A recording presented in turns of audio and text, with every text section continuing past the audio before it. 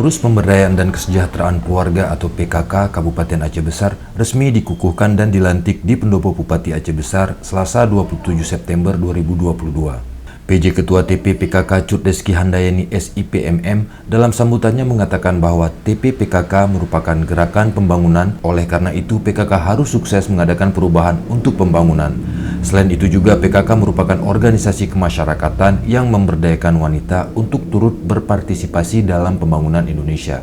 Cut Reski berharap semua pihak dapat bekerja sama bahu-membahu menyukseskan program-program TP PKK dan agar berperan aktif dalam membantu pemerintah Aceh Besar guna mewujudkan cita-cita pembangunan di Kabupaten Aceh Besar. Cut Reski juga menambahkan pada struktur kali ini kita sudah melaksanakan amanat Rapat Kerja Nasional atau Rakernas yang terakhir, yaitu adanya revisi struktur dalam organisasi TP PKK Kabupaten Aceh Besar. Lebih lanjut, Cut Reski meminta kepada semua pengurus yang sudah dilantik untuk bekerja sama dan saling membantu dalam menyusun program TP PKK Kabupaten Aceh Besar.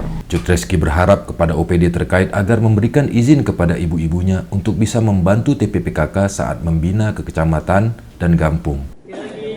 1, 2, 3.